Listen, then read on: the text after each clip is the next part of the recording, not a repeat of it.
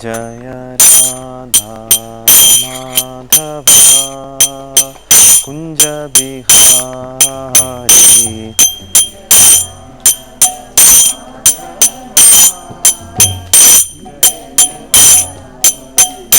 जय राधा माधव कुंज बिहारी।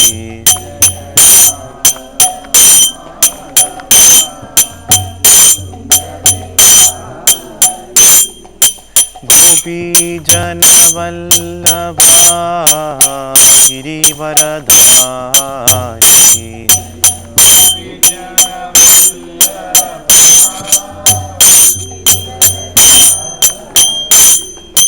गोपी जन वल्लभा गिरिवरधारी।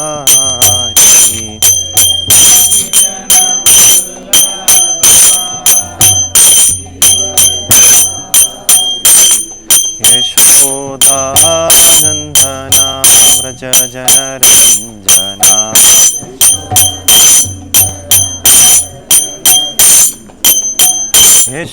यशोदानंदना व्रज जनरंजना।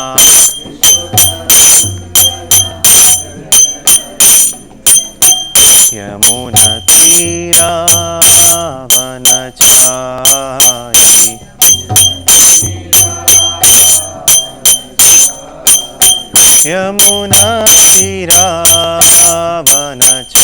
यमुनतीरावनचारी।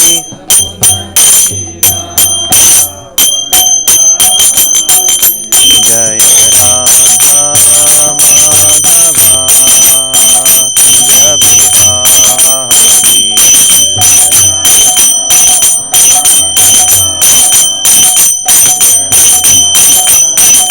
जय राधा माधव कुंज बिहारी।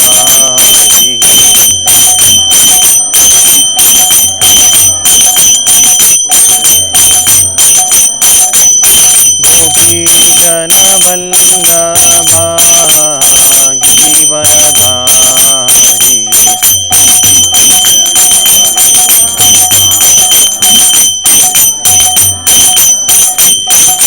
गोपी जन वल्लभा गिरिवरधारी।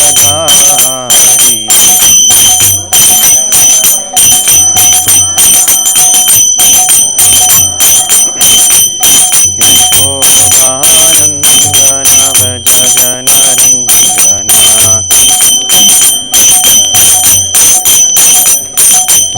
यशोदानंदना व्रज जनरंजना।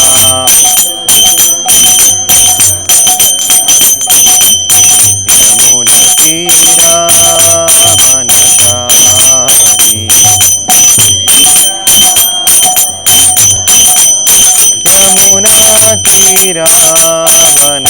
यमुनतीरावनचारी।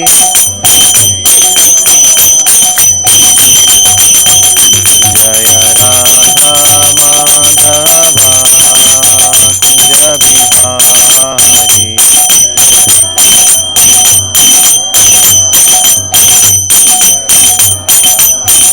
जय राधा माधव कुंज बिहारी।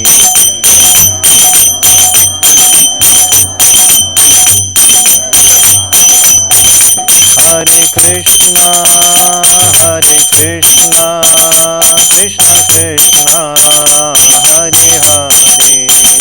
हरे राम राम राम हरे हरे।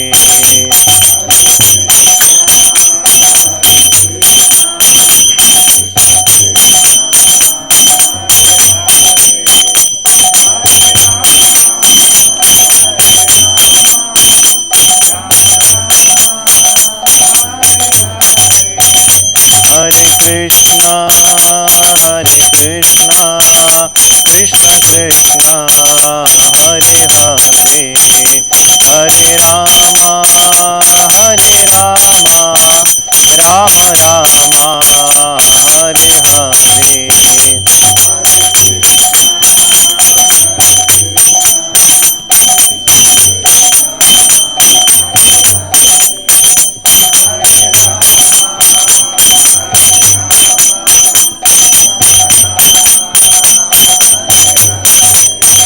हरे कृष्णा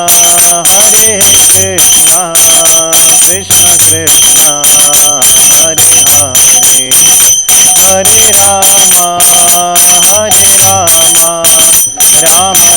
राम हरे हरे।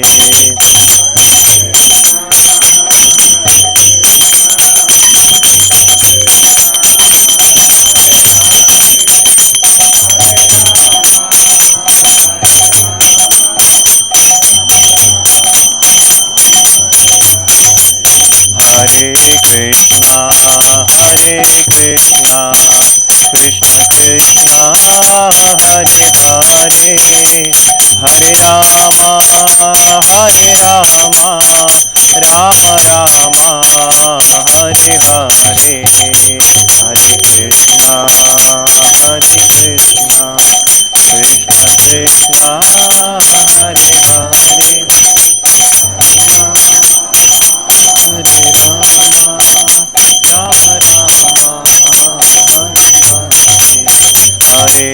राम राम हरे कृष्णा कृष्ण कृष्ण हरे हरे, हरे राम राम राम हरे हरे, हरे कृष्णा कृष्ण कृष्ण हरे हरे, हरे राम राम राम हरे हरे, हरे कृष्णा कृष्ण कृष्ण हरे हरे, हरे राम राम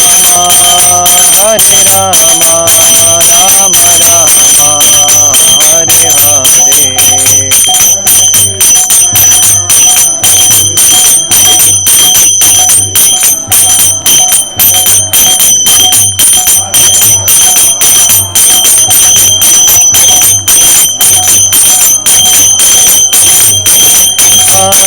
हरे कृष्णा कृष्ण कृष्ण हरे हरे, हरे राम राम हरे हरे।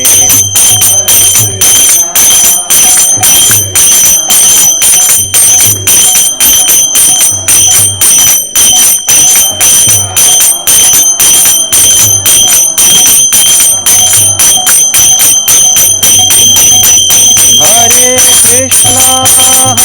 कृष्णा कृष्ण कृष्ण हरे हरे, हरे राम राम हरे हरे।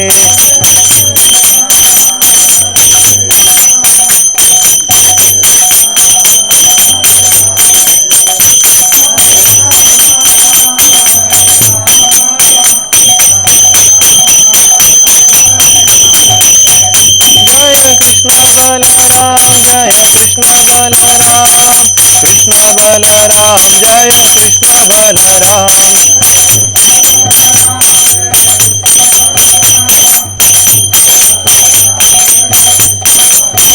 जय गौरनिताय जय गौरनिताय, गौरनिताय जय गौरनिताय।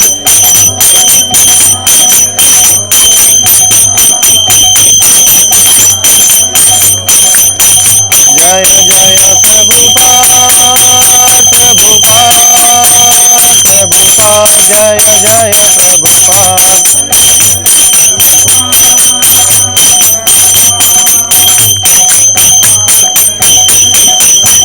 जय जय गुरुदेव गुरुदेव गुरुदेव जय जय गुरुदेव।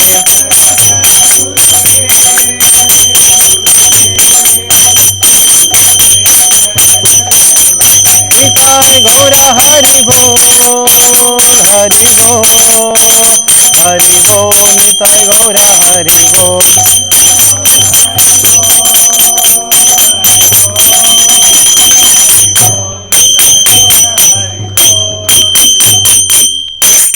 जय ओम विष्णु। विष्णुपाद परमहंस परिव्राजकाचार्य अष्टोत्तर सदश्री श्रीमद अभय चरणारविंद भक्ति वेदांत स्वामी शील प्रभुपाद की जय। ओम विष्णुपाद परमहंस परिव्राजकाचार्य अष्टोत्तर सदश्री श्रीमद शील भक्ति सिद्धांत सरस्वती महाराज प्रभुपाद की जय। अनंत कोटि वैष्णव वृंद की जय। नामाचार्य श्री हरिदास ठाकुर की जय। श्रीमद भगवद गीता की जय। निताई गौर प्रेमानंदे हरि।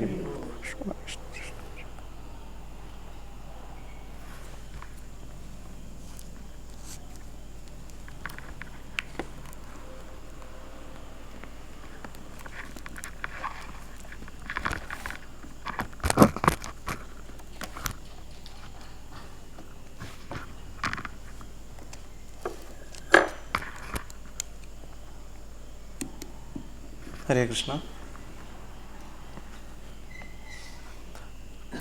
ഭഗവത്ഗീത യഥാരൂപം അധ്യായം 14 ശ്ലോകം 11. 14-ാം അധ്യായത്തിലെ 11-ാമത്തെ ശ്ലോകം.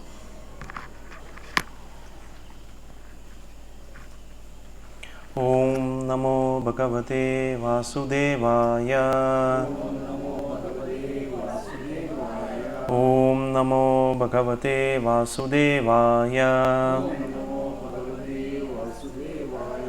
ओम नमो भगवते वासुदेवाय.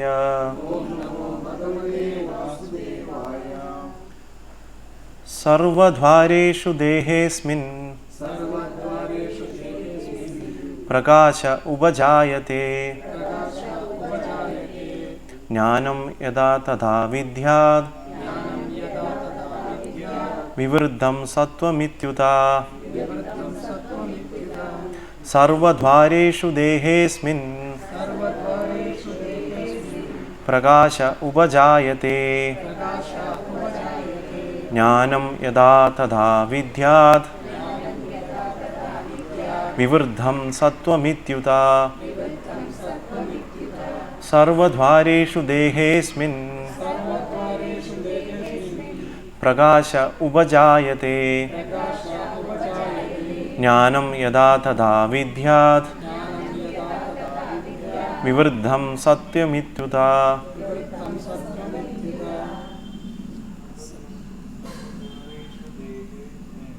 सर्वद्वारेषु देहेऽस्मिन् प्रकाश उपजायते यदा तदा विद्यात्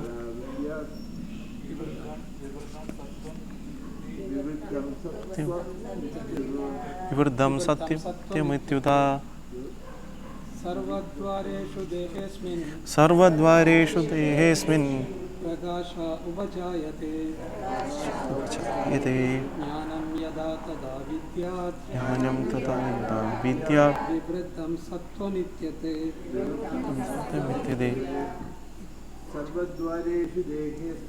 सर्वद्वारेषु देहेऽस्मिन् प्रकाश उपजायते ज्ञानं यदा तदा विद्यात् विवृद्धं सत्त्वमित्युता. सर्वद्वारेषु देहेऽस्मिन् प्रकाश उपजायते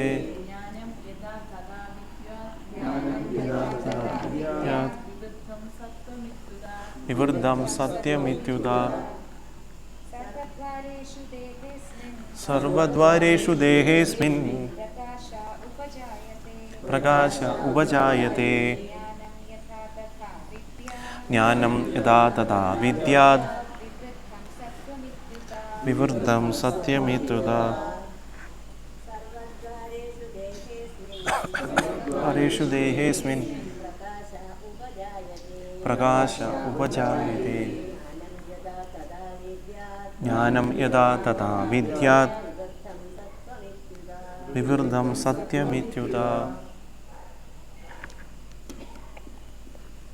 ശബ്ദാർത്ഥം യഥാഹ യാതൊരിക്കൽ അസ്മിൻ ദേഹേ ഈ ദേഹത്തിൽ സർവദ്വാരേഷു സർവദ്വാരങ്ങളിലും ജ്ഞാനപ്രകാശ ജ്ഞാനമായ പ്രകാശം ഉപജായതേ ഉതഃ ഉണ്ടാകുന്നു എന്ന് പറയപ്പെടുന്നുവോ തഥാ അപ്പോൾ തന്നെ സത്വം സത്വഗുണം വിവൃദ്ധമായെന്ന് വർദ്ധിച്ചെന്ന് ഇതി വിദ്യാത് ഇപ്രകാരം അറിയാം. വിവർത്തനം ഭാവാർത്ഥം കൃഷ്ണ കൃപാമൂർത്തി ശ്രീ ശ്രീമദ് അഭയചരണാരവിന്ദ ഭക്തിവേദാന്ത സ്വാമി പ്രഭുപാദ് ശീല പ്രഭുപാദ് കി ജയ്. വിവർത്തനം: ശരീരത്തിൻ്റെ എല്ലാ ദ്വാരങ്ങളും ജ്ഞാനത്താൽ പ്രകാശിതമാകുമ്പോൾ സത്വഗുണത്തിൻ്റെ പ്രഭാവം അനുഭവപ്പെടുന്നു. ഭാവാർത്ഥം: 9 ദ്വാരങ്ങളാണ് ശരീരത്തിലുള്ളത്. 2 കണ്ണുകൾ, 2 ചെവികൾ, 2 നാസാദ്വാരങ്ങൾ, വായ്, ലിംഗം, മലദ്വാരം ഇവയെല്ലാം സാത്വികതാ ലക്ഷണങ്ങളാൽ പ്രകാശിതമാവുമ്പോൾ മനുഷ്യൻ സത്വഗുണ സമ്പന്നനെന്ന് മനസ്സിലാക്കാം. അത്തരക്കാർ കാര്യങ്ങളെ ശരിയായ നിലയിൽ കാണുകയും കേൾക്കുകയും അനുഭവിക്കുകയും ചെയ്യുന്നു. അവർ ആന്തരികമായും ബാഹ്യമായും പരിശുദ്ധരാണ്. നവദ്വാരങ്ങളിലും പ്രവൃദ്ധമായ സന്തുഷ്ടിയുടെ ലക്ഷണങ്ങൾ കാണാം. ഇതാണ് സത്വഗുണത്തിൻ്റെ അവസ്ഥ. ഓം അജ്ഞാനതിമിരാന്ധസ്യ ജ്ഞാനാഞ്ജനശലാകയ ചക്ഷുരുന്മീലിതം ഏന തസ്മൈ ശ്രീ ഗുരുവേ നമഃ. ശ്രീചൈതന്യമനോഭീഷ്ടം സ്ഥാപിതം ഏന ഭൂതലേ സ്വയം രൂപകഥാമഹ്യം ദദാന്തിശ്ച പദാന്തികം. വന്ദേഹം ശ്രീഗുരുശിവതപദകമലം ശ്രീഗുരുൻ വൈഷ്ണവാംശ്ച. ശ്രീരൂപം സാഗരജാതം സഹനനുനാദാം വിദന്തം സജീവം സാദ്വൈതം സാവധൂതം പരിജനസഹിതം കൃഷ്ണ ചൈതന്യദേവം ശ്രീരാധാകൃഷ്ണപാദാൻ സഹനരിതാ ശ്രീലതാഭിഷാകാൻവിതാംശ്ച. നമോ വിഷ്ണുപാദായ കൃഷ്ണപ്രേഷ്ഠായ ഭൂതലേ ശ്രീമദേ ഭക്തിവേദാന്ത സ്വാമിൻ ഇതി നാമനെ. നമസ്തേ സാരസ്വതേ ദേവി ഗൗരവാണി പ്രചാരിണെ നിർവിശേഷ ശൂന്യവാദി പാശ്ചാത്യദേശതാരിണെ. ജയ ശ്രീകൃഷ്ണ ചൈതന്യ പ്രഭു നിത്യാനന്ദ ശ്രീ അദ്വൈത ഗദാധര ശ്രീവാസാദി ഗൗരഭക്തവൃന്ദ. ഹരേ കൃഷ്ണ കൃഷ്ണ കൃഷ്ണ ഹരേ ഹരേ ഹരേ രാമ രാമ രാമ ഹരേ ഹരേ. വാഞ്ചാകൽപതരുഭ്യശ്ച കൃപാസിന്ധുഭ്യേവ ച പതിതാനാം പാവനേഭ്യോ വൈഷ്ണവേഭ്യോ നമോ നമഃ.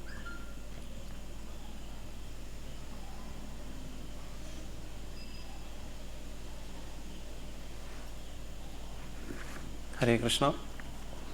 നമ്മളിന്ന് ചർച്ച ചെയ്യുന്നത് ഭഗവത്ഗീത അതാരൂപം അധ്യായം 14 ഭൗതിക പ്രകൃതി ത്രിഗുണങ്ങൾ എന്ന അധ്യായത്തിലെ 11ാമത്തെ ശ്ലോകമാണ്.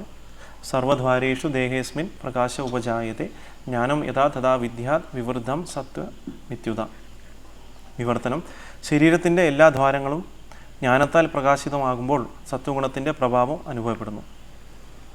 അപ്പോൾ നമുക്കറിയാം, ഈ ഒരു അധ്യായത്തിൽ നമ്മൾ 10 ശ്ലോകങ്ങളോളം ചർച്ച ചെയ്തു. അപ്പോൾ ഇതിലൊക്കെ പ്രകൃതിയുടെ 3 ഗുണങ്ങളെ പറ്റിയൊക്കെ നമ്മളാണ് ചർച്ച ചെയ്തത്. അപ്പോൾ അതിൽ നമുക്ക് കാണാൻ സാധിച്ചു, ഈ 3 ഗുണങ്ങളെപ്പറ്റി ഓരോരോ ശ്ലോകങ്ങളിൽ ഭഗവാൻ വിവർത്തനം കൊടുത്തു. അതിനുശേഷം കഴിഞ്ഞ ശ്ലോകത്തിലും കാണാൻ സാധിച്ചു, അതായത് നമ്മൾ 3 ഗുണങ്ങളാൽ ചിലപ്പോൾ നമുക്ക് സത്വഗുണത്തിലുണ്ടാകും, ചിലപ്പോൾ തമോഗുണത്തിലായിരിക്കും, ചിലപ്പോൾ രജോഗുണത്തിലായിരിക്കും എന്നൊക്കെ നമ്മൾ ചർച്ച ചെയ്തു. ഇനി വീണ്ടും നമ്മൾ ഈ വരുന്ന ശ്ലോകങ്ങളിൽ ഓരോ ഗുണങ്ങൾ കുറച്ചുകൂടി ഡീറ്റെയിൽ ആയിട്ട് നമ്മൾ പഠിക്കുകയാണ് ചെയ്യുന്നത്. അപ്പോൾ ഇവിടെ നമുക്ക് കാണാൻ സാധിക്കും സത്വഗുണത്തിൻ്റെ പ്രഭാവത്തിനെ പറ്റിയാണ് പറയുന്നത്. അപ്പോൾ അതിൽ ആദ്യം പറയുന്ന കാര്യം എന്താണ്? നമ്മുടെ ശരീരത്തിലെ നവദ്വാരങ്ങൾ അല്ലേ, നമ്മുടെ ശരീരത്തിൻ്റെ നവദ്വാരേ പുരേ ദേഹി എന്നാണ് പറയുന്നത്. ഈ ശരീരത്തിന് അപ്പോൾ 9 ദ്വാരങ്ങളുണ്ട്. അപ്പം അതായത് 2 കണ്ണുകൾ, 2 ചെവികൾ, 2 നാസാദ്വാരങ്ങൾ, പിന്നെ വായ്, ലിംഗം, മലദ്വാരം. അപ്പോൾ ഇങ്ങനെ ഈ ദ്വാരങ്ങളിൽ ജ്ഞാനത്താൽ പ്രകാശിതമാകുമ്പോഴാണ് ഒരു വ്യക്തി സത്വഗുണത്തിൻ്റെ പ്രഭാവത്തിൽ വരുന്നതെന്നാണ് ഇവിടെ പറയുന്നത്. അപ്പം നമുക്കറിയാം, ഭാവാർത്ഥത്തിൽ വളരെ വ്യക്തമായിട്ടും ശീല പ്രഭുപാദ് പറയുന്ന 3 കാര്യങ്ങളാണ് ഇവിടെ പറയുന്നത്. അതായത് ശരിയായ നിലയിൽ ഒരു വ്യക്തി കാണുകയും കേൾക്കുകയും അനുഭവിക്കുകയും ചെയ്യും എന്നാണ് പറയുന്നത്. അപ്പം ജ്ഞാനത്താൽ അങ്ങനെ ആ പ്രഭാവം അനുഭവപ്പെടുന്ന വ്യക്തികളെ പറ്റി അപ്പം നമ്മൾ നേരത്തെ ക്ലാസ്സിൽ ചർച്ച ചെയ്ത പോലെ തന്നെ, അപ്പോൾ ഇവിടെ നമുക്ക് ഒരു വ്യക്തിക്ക് ജ്ഞാനം നേടുമ്പോഴാണ് ഒരു വ്യക്തി സത്വഗുണത്തിലോട്ട് വരുന്നത്. നമുക്കറിയാൻ സാധിക്കും, ഇപ്പം ജ്ഞാനം എന്ന് പറയുമ്പം പലതരത്തിലുള്ള ജ്ഞാനങ്ങളുണ്ട്. ഭൗതിക തരത്തിലുള്ള ജ്ഞാനങ്ങളുണ്ട്, ആത്മീയ തരത്തിലുള്ള ജ്ഞാനങ്ങളും നമ്മൾ കാണാൻ സാധിക്കും. അപ്പം ജ്ഞാനത്തിൽ വരുന്നൊരു വ്യക്തി അപേക്ഷിച്ച് അദ്ദേഹത്തിന് ജ്ഞാനത്തിലൂടെ അദ്ദേഹത്തിന് സന്തോഷം കണ്ടെത്താൻ സാധിക്കും. അതുകൊണ്ടാണ് സത്വഗുണത്തിന് കുറച്ചുകൂടി കമ്പാരിറ്റീവ്ലി നമ്മൾ നോക്കുമ്പോൾ തമോഗുണത്തിൻ്റെ രജോഗുണത്തിനേക്കാൾ ഉയർന്നതായിട്ട് നമ്മൾ കാണാൻ സാധിക്കും. എന്നാലും നമുക്ക് മനസ്സിലാക്കാൻ സാധിക്കാം എന്താണെന്ന് വെച്ചാൽ, നമുക്ക് ഈ സത്വഗുണത്തിൽ വന്നാൽ കൂടി വീണ്ടും ആ ജ്ഞാനം കാരണം ഒരു വ്യക്തി ബന്ധനസ്ഥനാവുകയാണ് ചെയ്യുന്നത്. കാരണം എനിക്ക് ജ്ഞാനമുണ്ട്, അപ്പോൾ ഞാൻ അതിൽ സന്തുഷ്ടനാണ്, അപ്പോൾ എനിക്ക് വേറൊന്നിൻ്റെ ആവശ്യമില്ല, അല്ലെങ്കിൽ എനിക്ക് ഭൗതികപരമായിട്ടുള്ള ജ്ഞാനമുണ്ട് എന്നുണ്ടെങ്കിൽ കൂടി ഒരു വ്യക്തി അവിടെ ആ ജ്ഞാനത്താൽ ബന്ധനസ്ഥനാവുന്നതുകൊണ്ട് സത്വഗുണവും ആക്ച്വലി നല്ലതല്ല നമുക്ക് പറയാൻ സാധിക്കും. കമ്പാരിറ്റീവ് നല്ലതാണെങ്കിൽ കൂടി അത് കാരണം ഒരു വ്യക്തിക്ക് വീണ്ടും ഭൗതിക ലോകത്തിൽ വീണ്ടും ജന്മം എടുക്കേണ്ടി വരും. അപ്പോൾ ഇവിടെ പറയുന്നത് എന്താണ്? അപ്പം ശരിയായ രീതിയിൽ കാണുകയും കേൾക്കുകയും അനുഭവിക്കുകയും ചെയ്യുന്ന എന്നുള്ള കാര്യമാണ് ഇവിടെ പറയുന്നത്. അപ്പോൾ എന്താണ് ശരിയായ രീതിയിൽ കാണുക എന്നുള്ള കാര്യത്തിനെ പറ്റി നമുക്ക് നോക്കാം.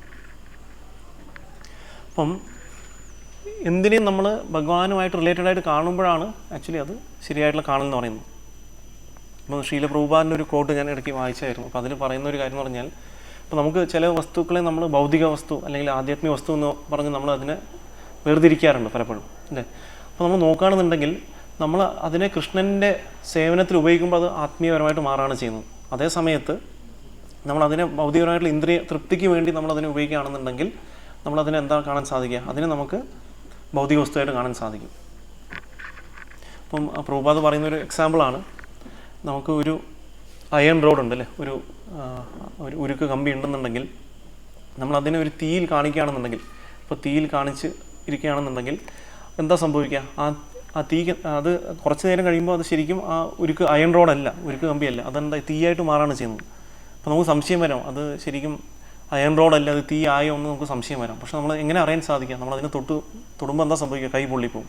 അപ്പോൾ അതിനെന്ത് സംഭവിച്ചു? ആ ഉരുക്ക് കമ്പിയിൽ തീയുടെ എല്ലാ പ്രോപ്പർട്ടീസും വന്നിരിക്കുകയാണ്, അല്ലേ? അത് തീയായിട്ട് മാറാണ് ചെയ്യുന്നത് അത് കാലക്രമേണ. അതുപോലെ തന്നെ ഒരു വ്യക്തി അദ്ദേഹത്തിന് അവബോധം അതനുസരിച്ച് ഭഗവാന്റെ സേവനത്തിൽ, ഭക്തിയുടെ സേവനത്തിൽ അദ്ദേഹം നിരതനാവുന്ന സമയത്ത് ഒരു വ്യക്തി അതുപോലെ തന്നെ അദ്ദേഹത്തിൻ്റെ അവബോധവും ആത്മീയമായിട്ട് മാറാണ് ചെയ്യുന്നത്. അപ്പോൾ അതുകൊണ്ടാണ് രൂപഗോസ്വാമി നമുക്ക് പറഞ്ഞു തരുന്നത്, നമുക്ക് എല്ലാത്തിനും ഭഗവാന്റെ സേവനത്തിൽ ഉപയോഗിക്കാനുള്ള കാര്യമാണ് രൂപഗോസ്വാമി പറയുന്നത്. അപ്പോൾ അതിൽ നമുക്കറിയാം, ഭക്തിരസാമ സിന്ധുവിൽ രൂപഗോസ്വാമി പറഞ്ഞു തരുന്ന കാര്യമാണ്. അപ്പോൾ നമ്മൾ നോക്കുകയാണെന്നുണ്ടെങ്കിൽ കൃഷ്ണാവബോധ പ്രസ്ഥാനത്തിൽ നമ്മൾ അതാണ് ഫോളോ ചെയ്യുന്നത്. അപ്പോൾ നമ്മൾ രൂപാനുക എന്നാണ് നമ്മൾ പറയുന്നത്. രൂപഗോസ്വാമി നമ്മൾ ഫോളോ ചെയ്യുന്ന, അനുവർത്തിക്കുന്ന ആൾക്കാരാണ്. നമ്മൾ എന്തിനും നമുക്ക് ഭഗവാന്റെ സേവനത്തിൽ അതിനെ യൂട്ടിലൈസ് ചെയ്യാൻ സാധിക്കും. അപ്പോൾ അതിൽ രൂപഗോസ്വാമി പറയുന്ന രണ്ട് കാര്യങ്ങളാണ് യുക്ത വൈരാഗ്യവും ഫൽഗു വൈരാഗ്യം.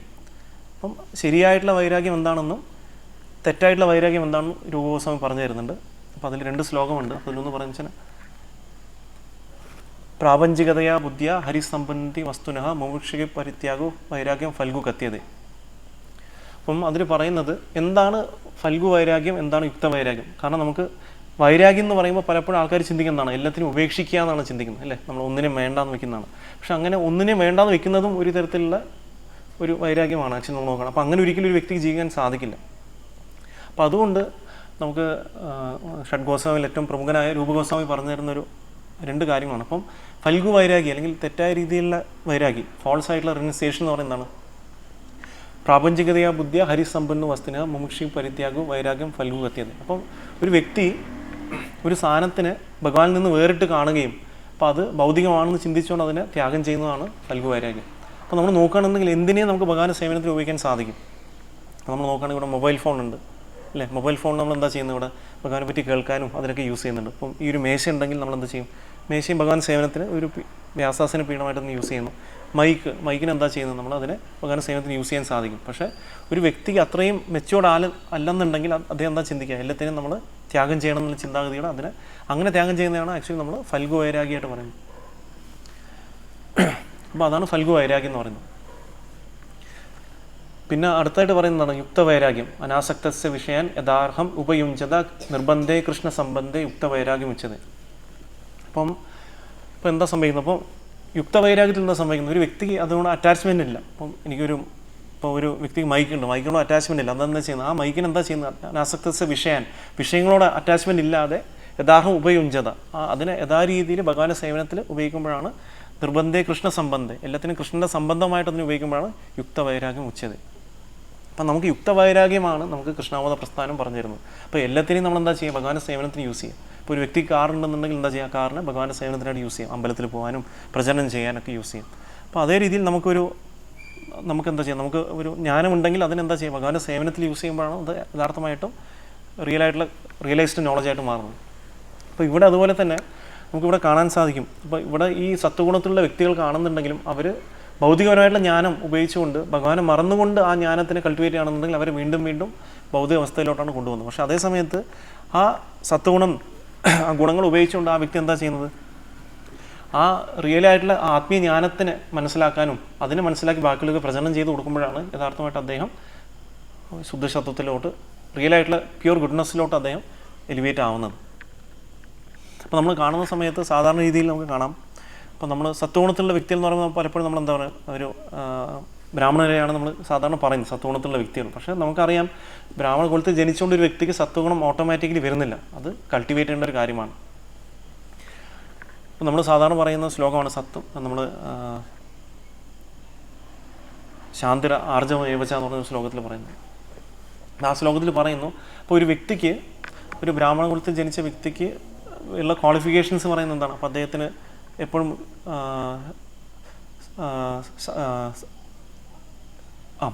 ശൗചം, ക്ലീൻലിനെസ്, പിന്നെ അതുപോലെ തന്നെ അദ്ദേഹത്തിന് സാറ്റിസ്ഫാക്ഷൻ, പിന്നെ അതുപോലെ തന്നെ അദ്ദേഹത്തിന് ബാക്കിയുള്ള പല ക്വാളിഫിക്കേഷൻസ് അതിൽ പറയുന്നുണ്ട്. അപ്പോൾ ഈ വരുന്ന ഈ ക്വാളിറ്റീസ് അല്ലെങ്കിൽ വരുന്ന യോഗ്യതകൾ എന്ന് പറയുന്നത് ഒരു വ്യക്തിക്ക് ജനിച്ചുകൊണ്ട് കിട്ടുന്നതല്ല ശരിക്കും, അത് ഒരു വ്യക്തി അക്വയർ ചെയ്യുന്നതാണ്. അതാണ് ശരിക്കും ശാസ്ത്രങ്ങൾ പറയുന്നത്. അപ്പോൾ പലപ്പോഴും നമുക്ക് തെറ്റായ ധാരണ ഉണ്ടാവും. നമ്മൾ പലപ്പോഴും ബ്രാഹ്മണ കുലത്തിൽ ജനിച്ചൊരു വ്യക്തിക്ക് ബ്രാഹ്മണിക്കലായിട്ടുള്ള ക്വാളിറ്റീസ് ഉണ്ട് നമ്മൾ ചിന്തിക്കും. പക്ഷേ നമ്മൾ നോക്കുകയാണെന്നുണ്ടെങ്കിൽ ആ വ്യക്തിക്ക് ബ്രാഹ്മണിക്കലായിട്ടുള്ള ക്വാളിറ്റീസ് ഉണ്ടാവണമെന്ന് നിർബന്ധമില്ല. കാരണം ബ്രാഹ്മണ കുലത്തിൽ ജനിച്ചുകൊണ്ട് ആ വ്യക്തിക്ക് ആ ക്വാളിറ്റീസ് വരാനുള്ള ഒരു അവസരം, ഒരു പ്ലാറ്റ്ഫോം അവിടെ കിട്ടുകയാണ് ചെയ്യുന്നത്. പക്ഷേ അത് കൾട്ടിവേറ്റ് ചെയ്യാതിരിക്കുന്നത് ആ വ്യക്തിയെ ഡിപ്പെൻഡ് ചെയ്താണ്. അപ്പോൾ നമുക്ക് അറിയുന്ന പോലെ തന്നെയാണ്. അപ്പോൾ ഒരു വ്യക്തി ഒരു ഡോക്ടറിൻ്റെ മകനെ ജനിച്ചുകൊണ്ട് ഓട്ടോമാറ്റിക്കലി ഡോക്ടർ ആവുന്നുണ്ടോ? ഇല്ല അല്ലേ. അപ്പോൾ എന്താണ്, ഒരു വ്യക്തിക്ക് ഡോക്ടർ ആണെന്നുണ്ടെങ്കിൽ വീണ്ടും അദ്ദേഹം എന്താ ചെയ്യുക, അതിനുള്ള ക്വാളിഫിക്കേഷൻസ് അദ്ദേഹം കൊണ്ടുവരണം അല്ലേ. അദ്ദേഹം പഠിച്ചെടുത്ത് +2 എൻട്രൻസ് എഴുതി പാസ്സായി MBBS അക്വയർ ചെയ്ത് പിന്നെ MD ചെയ്താണ് ഒരു വ്യക്തി ഡോക്ടർ ആവുന്നത്. അപ്പോൾ അതുപോലെ തന്നെ ഒരു വ്യക്തി ബ്രാഹ്മണ കുലത്തിൽ ജനിച്ചതുകൊണ്ട് ആ വ്യക്തിക്ക് യഥാർത്ഥമായിട്ടും ആ ഒരു ക്വാളിഫിക്കേഷൻസ് വരണം നിർബന്ധമില്ല. അപ്പോൾ നമുക്ക് ശാസ്ത്രങ്ങൾ പറയുന്ന പോലെ ചാതുർവർണ്ണ്യം മയാസൃഷ്ടം ഗുണകർമ്മ വിഭാഗാശ. അപ്പോൾ എന്താണ്, നമ്മൾ വർണ്ണാശ്രമധർമ്മം അനുസരിച്ച് നമ്മൾ നോക്കുന്നതാണ്. അപ്പോൾ ഗുണകർമ്മം, ഗുണങ്ങളും കർമ്മങ്ങളും അനുസരിച്ചാണ് ഒരു വ്യക്തിക്ക് ഓരോ ക്വാളിഫിക്കേഷൻസ് ആയിട്ട് അദ്ദേഹത്തിന് ബ്രാഹ്മണൻ, ക്ഷത്രിയൻ, വൈശ്യൻ, ശൂദ്രൻ എന്ന രീതിയിൽ അദ്ദേഹത്തിന് ക്ലാസിഫൈ ചെയ്യുന്നത്. അപ്പോൾ അതുപോലെ തന്നെ നമുക്ക് ഇവിടെ ഗുണങ്ങൾ വെച്ചിട്ടാണ് ഒരു വ്യക്തിയെ സത്വഗുണത്തിലാണോ രജോഗുണത്തിലാണോ തമോഗുണത്തിലാണോ നമുക്ക് മനസ്സിലാക്കാൻ സാധിക്കും. അല്ലാതെ എക്സ്റ്റേണൽ ഒരു കുലത്തിൽ ജനിച്ചുകൊണ്ടല്ല. അപ്പോൾ അതുകൊണ്ട് ഏത് കുലത്തിൽ ജനിച്ചാലും അല്ലെങ്കിൽ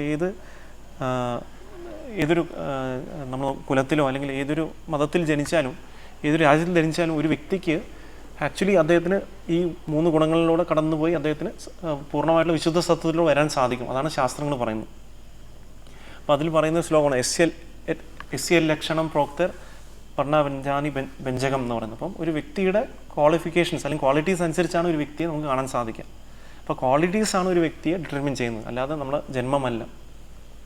അപ്പോൾ നമുക്കറിയാം കൃഷ്ണാബോധ പ്രസ്ഥാനത്തിൽ വന്ന വ്യക്തികൾക്ക് നമുക്ക് കാണാൻ സാധിക്കും. അവർ ഒരിക്കലും ഇപ്പോൾ നമ്മൾ നോക്കുകയാണെങ്കിൽ അവർ പലപ്പോഴും ഹിപ്പികളാണ് ബൈ ബർത്ത് നോക്കുകയാണെങ്കിൽ. പക്ഷേ അവരിപ്പോൾ ഒന്ന് നോക്കുക, ഇപ്പോൾ നമ്മൾ എന്താ സംഭവിക്കുക, അവർ ആ ക്വാളിഫിക്കേഷൻസ് അവർ ആ തമോഗുണത്തിൽ നിന്ന് രജോഗുണത്തിൽ നിന്ന് സത്വഗുണത്തിൽ നിന്നൊക്കെ അവർ ക്രോസ് ചെയ്ത് ഒരു വിശുദ്ധ സത്വത്തിലോട്ട് എത്തിക്കൊണ്ടാണ് അവരിന്ന് ആധ്യാത്മിക ആചാര്യന്മാരായിട്ട് അവർ വർത്തിക്കുന്നത് നമ്മൾ നോക്കുകയാണെന്നുണ്ടെങ്കിൽ. അപ്പോൾ നമുക്ക് കാണാൻ സാധിക്കും അതൊരിക്കലും ജന്മം കൊണ്ടല്ല, നമുക്ക് കർമ്മം കൊണ്ടാണ് ഈ ക്വാളിറ്റീസൊക്കെ നമ്മൾ അച്ചീവ് ചെയ്യുന്നത്. അപ്പോൾ ഏതൊരു വ്യക്തിക്കും ആ വിശുദ്ധ സത്വത്തിലോട്ട് വരാൻ സാധിക്കും എന്നാണ് പറയുന്നത്. അപ്പോൾ അതിനാണ് നമുക്ക് കൃഷ്ണാബോധ പ്രസ്ഥാനം നമുക്ക് തന്നിരിക്കുന്നത്. അപ്പോൾ ഒരിക്കലും ഒരു കൃഷ്ണാബോധം എന്ന് പറയുന്ന ഒരു ഭാരതത്തിൽ ജനിച്ച വ്യക്തികൾക്കോ അല്ലെങ്കിൽ ഒരു കാസ്റ്റിൽ ജനിച്ച വ്യക്തികൾക്ക് മാത്രമല്ല, എല്ലാ ജീവജാലങ്ങൾക്കാണ് കൃഷ്ണാബോധ എന്ന് പറയുന്നത്. അപ്പോൾ ആ ഒരു അവബോധത്തിലോട്ട് വരാൻ വേണ്ടിയിട്ടാണ് നമുക്ക് ഈ പ്രസ്ഥാനം ഇരിക്കുന്നത്. അപ്പോൾ നമുക്ക് എങ്ങനെയാണ് ഒരു വ്യക്തിക്ക് ഒരു വ്യക്തിക്ക് ജന്മന ചിലപ്പോൾ ഒരു ബോധത്തിലായിരിക്കും, ചിലപ്പോൾ തമോ ഗുണത്തിലായിരിക്കും, അല്ലെങ്കിൽ സത്വഗുണത്തിലായിരിക്കും, അല്ലെങ്കിൽ രജോഗുണത്തിലായിരിക്കാം. പക്ഷെ നമുക്ക് എങ്ങനെയാണ് ഒരു വ്യക്തിയുടെ ക്വാളിഫിക്കേഷൻസിനെ എലിവേറ്റ് ചെയ്യാൻ സാധിക്കുക എന്നുള്ളതാണ് നമുക്ക് മനസ്സിലാക്കുന്നത്. അതിനാണ് നമുക്ക് ആധ്യാത്മിക വര്യന്മാർ. അപ്പോൾ അവരാണ് നമ്മളെ മനസ്സിലാക്കിയിട്ട് ഒരു വ്യക്തിക്ക് ഈ ഒരു ഗുണത്തിലാണെന്നുണ്ടെങ്കിൽ ഒരു വ്യക്തിയെ ആ ഗുണത്തിൽ വെച്ചുകൊണ്ട് കാലക്രമേണ ആ വ്യക്തിയെ കൃഷ്ണാബോധത്തിൽ അദ്ദേഹത്തിന് സേവനങ്ങൾ എൻഗേജ് ചെയ്യും. അപ്പോൾ അങ്ങനെ കാലക്രമേണ അദ്ദേഹം കൃഷ്ണാബോധത്തിൽ എൻഗേജ് ചെയ്യുമ്പോൾ അദ്ദേഹം സത്വഗുണവും താണ്ടി അദ്ദേഹം വിശുദ്ധ സത്വത്തിലോട്ട് അദ്ദേഹത്തിന് വരാൻ സാധിക്കും. അപ്പോൾ അതിനാണ് നമുക്കൊരു ആധ്യാത്മിക ഗുരുവിൻ്റെ ആവശ്യം. അപ്പോൾ നമുക്കൊരിക്കലും നമുക്ക് ബുക്കുകൾ വായിച്ചാൽ നമുക്ക് അറിയാൻ സാധിക്കും ഞാൻ ഏത് ഗുണത്തിലാണ്. പക്ഷെ നമുക്ക് ആ ഗുണത്തിൽ നിന്ന് എലിവേറ്റ് ചെയ്യണമെന്നുണ്ടെങ്കിൽ നമുക്ക് ഒരു ജീവിച്ചിരിക്കുന്ന ആധ്യാത്മിക ഗുരുവിൻ്റെ ഒരു ഗൈഡൻസ് ഉണ്ടെങ്കിൽ മാത്രമാണ് നമുക്ക് മുന്നോട്ട് വരാൻ സാധിക്കുക. അപ്പോൾ അതിനാണ് നമുക്ക് ഒരു ദീക്ഷ എന്ന പ്രോസസ്സ് നമുക്കുള്ളത്. കാരണം ഓരോ വ്യക്തികൾക്കും ഒരു ആധ്യാത്മിക ഗുരുവിനെ ചൂസ് ചെയ്ത് അദ്ദേഹത്തിൽ നിന്ന് സംശയങ്ങൾ ചോദിച്ച് മനസ്സിലാക്കി അങ്ങനെ ഓരോ വ്യക്തികൾക്കും പരിശുദ്ധ ഭക്തിയിലോട്ട് വരാൻ വേണ്ടിയിട്ടാണ് നമുക്ക് ഈ ഒരു പ്രോസസ്സ് തന്നിരിക്കുന്നത്. അപ്പോൾ നമ്മൾ നോക്കുകയാണ്. അപ്പോൾ അതുകൊണ്ടാണ് ഓരോ വ്യക്തികൾക്കും നമ്മളെന്താ പറയുക, നമ്മുടെ മെയിൻ പ്രോസസ്സ് എന്നാണ് കൃഷ്ണാബോധ പ്രസ്ഥാനത്തിലൊരു വ്യക്തി നമ്മൾ പറയുകയാണെങ്കിൽ ആക്ച്വലി SDO ഷെൽട്ടർ, ദീക്ഷ, ഒബീഡിയൻസ്, 3 കാര്യമാണ് നമ്മൾ പറയുന്നത്. അപ്പോൾ ആദ്യം നമ്മളൊരു ദീക്ഷാ ഗുരുവിൻ്റെ ശരണം പ്രാപിക്കുകയാണ്, പിന്നെ അദ്ദേഹത്തിന് ദീക്ഷ എടുക്കുകയാണ്. ദീക്ഷ എടുത്തുകൊണ്ട് എല്ലാം ആയില്ല, പിന്നെ എന്താ ചെയ്യുന്നത്, നമ്മൾ ഒബീഡിയൻ്റ് ആയിട്ട് നമ്മൾ അദ്ദേഹത്തിനെ ഫോളോ ചെയ്യണം. ഫോളോ ചെയ്ത് സംശയങ്ങൾ ചോദിച്ച് മനസ്സിലാക്കി മുന്നോട്ട് വരണം. അപ്പോൾ ആ രീതിയിൽ ചെയ്യുമ്പോഴാണ് ഒരു വ്യക്തിക്ക് കാലക്രമേണ ഈ 3 ഗുണങ്ങളിൽ നിന്ന് മുന്നോട്ട് വരാൻ സാധിക്കും. അപ്പോൾ നമുക്ക് വളരെ വ്യക്തമായിട്ടും ഇപ്പോൾ നമുക്ക് സംശയം വരും, ഇങ്ങനെ 3 ഗുണങ്ങളിൽ നിന്ന് ഉയർന്നു വന്ന വ്യക്തിയെ നമുക്ക് കാണാൻ സാധിക്കും. അപ്പോൾ നമുക്ക് വളരെ എക്സാമ്പിളായിട്ട് നമുക്ക് കാണാൻ പറ്റുന്ന ഏറ്റവും പരിശുദ്ധ ഭക്തനായ ശീല പ്രഭുപാദ് തന്നെയാണ്. അപ്പോൾ നമുക്ക് ശീല പ്രഭുപാദ് ഓരോ വ്യക്തികളെടുത്തും അദ്ദേഹം ഇടപഴകുന്നത് അതനുസരിച്ചാണ്. അപ്പം നമുക്കിപ്പം ഒരു വ്യക്തിയെടുത്ത് നമുക്ക് കൃഷ്ണാവത ഈ പ്രചരണം ചെയ്യുന്ന സമയത്ത് നമുക്ക് ഓരോ വ്യക്തികളെടുത്തും ഓരോ രീതിയിലാണ് നമ്മൾ പ്രചരണം ചെയ്യുന്നത്. ആ ഒരു നമ്മൾ ആ സമയകാല പാത്രം അനുസരിച്ചാണ് പ്രചരണം നമ്മൾ ചെയ്യുന്നത്. അപ്പം നമ്മൾ ശീല പ്രഭുപാദിൻ്റെ ലൈഫ് ഹിസ്റ്ററി നമ്മൾ എടുത്ത് നോക്കുകയാണെങ്കിൽ, അദ്ദേഹത്തിൻ്റെ കോൺവെർസേഷൻസോ അല്ലെങ്കിൽ അദ്ദേഹത്തിൻ്റെ ലീലാമൃതയൊക്കെ വായിക്കുകയാണെങ്കിൽ നമുക്ക് കാണാൻ സാധിക്കും, അദ്ദേഹം പലപ്പോഴും ഓരോ വ്യക്തികളെടുത്ത് ഓരോ രീതിയിലാണ് അദ്ദേഹം ഇടപഴകുന്നത്. ഇപ്പം നമ്മളിപ്പം സയൻറ്റിസ്റ്റുകളെ കാണുന്ന സമയത്ത് അവരെന്താണ്, അവരെപ്പോഴും ഭൗതികപരമായ ജ്ഞാനത്തിന് പിന്നാലെയാണ് ഓടിക്കൊണ്ടിരിക്കുന്നത്. അപ്പം അങ്ങനെയുള്ള വ്യക്തികളെടുത്ത് അദ്ദേഹം എന്താ പറയുക, അദ്ദേഹം ഭൗതികപരമായുള്ള കാര്യങ്ങളെപ്പറ്റിയും ആറ്റം മോളിക്യൂളിനെ പറ്റിയൊക്കെയാണ് ചർച്ച ചെയ്ത് കാലക്രമേണ അതിലൂടെ അദ്ദേഹം കൃഷ്ണാവതത്തിലൂടെ അവരെ കൊണ്ടുവരും. ആ രീതിയിലാണ് അദ്ദേഹം ഡിസ്കസ് ചെയ്യുന്നത്. അതേസമയത്ത് ഇപ്പോൾ നമ്മൾ നോക്കുകയാണെന്നുണ്ടെങ്കിൽ, ഇപ്പോൾ രജോഗുണത്തിലുള്ള വ്യക്തികളാണെന്നുണ്ടെങ്കിൽ നമ്മൾ നോക്കുകയാണെന്നുണ്ടെങ്കിൽ അങ്ങനത്തെ വ്യക്തികളെടുത്ത് പലപ്പോഴും പ്രഭുപാദ് ആ രീതിയിലാണ് ഇടപെടുന്നത്. ഞാൻ റീസെൻ്റ്ലി പ്രഭുപാദിൻ്റെ ലീലാമൃതം വായിക്കുന്ന സമയത്ത് പ്രഭുപാദ് പ്രചരണാർത്ഥം അദ്ദേഹം ഫ്രാൻസിൽ പോയി. അപ്പോൾ ഫ്രാൻസിൽ പോയ സമയത്ത് നമുക്കറിയാം, ഫ്രാൻസിൽ നമുക്ക് ഫ്രഞ്ച് റെവല്യൂഷനെ പറ്റി നമ്മൾ പഠിച്ചിട്ടുണ്ട് അല്ലേ, ഫ്രഞ്ച് റെവല്യൂഷൻ. അപ്പോൾ അവർ എപ്പോഴും എന്തെങ്കിലും റെവല്യൂഷനൈസ് ചെയ്യേണ്ട ഒരു ഐഡിയാസാണ് അവർക്കുള്ളത്. അപ്പോൾ പ്രഭുപാദ് ഉടനെ പോയ ശേഷം അവിടെ അദ്ദേഹത്തിന് 10 മിനിറ്റ് അവിടെ സമയം കിട്ടിയുള്ളൂ ആൾക്കാർക്ക് സംസാരിക്കാൻ വേണ്ടി. അപ്പോൾ പ്രഭുപാദ് അവിടെ പോയിട്ട് ഉടനെ തന്നെ അവർ ആദ്യം എന്ത് ചെയ്തു, നിങ്ങൾ വളരെ ബുദ്ധിമാന്മാരായ വ്യക്തികളാണ്, കാരണം നിങ്ങൾക്ക് എന്തെങ്കിലും റെവല്യൂഷൻ കൊണ്ടുവരണം, അപ്പോൾ നിങ്ങളെ ചിന്താഗതി ആ രീതിയിലാണ് എന്നുള്ള രീതിയിൽ പറഞ്ഞ ഉടനെ തന്നെ എല്ലാവരും കൈയടിക്കാൻ തുടങ്ങി. അപ്പം പ്രഭുപാദിൻ്റെ ആദ്യത്തെ വാക്കുകൾ അവർ ഏറ്റെടുത്തു ആക്ച്വലി. അതിനുശേഷം പറഞ്ഞു, അപ്പോൾ നിങ്ങൾക്ക് ശരിയായ റെവല്യൂഷൻ കൊണ്ടുവരണമെങ്കിൽ നിങ്ങൾ എന്താ ചെയ്യുന്നത്, കൃഷ്ണാമതത്തിലോട്ട് വരണം, എന്നാൽ നിങ്ങൾക്ക് റിയലായിട്ടുള്ള റെവല്യൂഷൻ കൊണ്ടുവരാൻ സാധിക്കുള്ളൂ എന്ന് പറഞ്ഞ് ഭഗവാന്റെ തിരുനാമം ജപിച്ച് അവർ പിന്നെ നാമം ജപിച്ച് അവർ പിന്നെ നൃത്തമാടി. അപ്പോൾ ഒരു ആചാര്യൻ അറിയാം എങ്ങനെയാണ് പ്രചരണം ചെയ്യേണ്ടത്. അപ്പോൾ പ്രഭുപാദ് അങ്ങനെ കാണിച്ചു തരികയാണ് ആക്ച്വലി അദ്ദേഹത്തിൻ്റെ ലൈഫിലൂടെ എങ്ങനെയാണ് ഓരോ വ്യക്തികളെടുത്തും നമ്മൾ ഇടപഴകി അവരെയും ആ സത്വഗുണത്തിൽ നിന്ന് വിശുദ്ധ സത്വത്തിലോട്ട് കൊണ്ടുവരണം എങ്ങനെയാണെന്ന് പറയും. അതേസമയത്ത് അദ്ദേഹം പലപ്പോഴും ഇപ്പോൾ ഇന്ത്യയിലാണെന്നുണ്ടെങ്കിൽ പലപ്പോഴും ചെറിയ ചെറിയ ഗ്രാമങ്ങളിലൊക്കെ പോകണമെന്നുണ്ടെങ്കിൽ പ്രഭുപാദ് എന്താ ചെയ്യുക, ഇപ്പോൾ കൃഷ്ണൻ്റെ പല ഭജനങ്ങൾ അദ്ദേഹം പാടാണ് ചെയ്യുന്നത്. കാരണം അവർ ഓൾറെഡി കൃഷ്ണബോധത്തിലുള്ള വ്യക്തികളാണ്. അപ്പോൾ ആ രീതിയിലാണ് അവർ ഇടപഴകുന്നത്.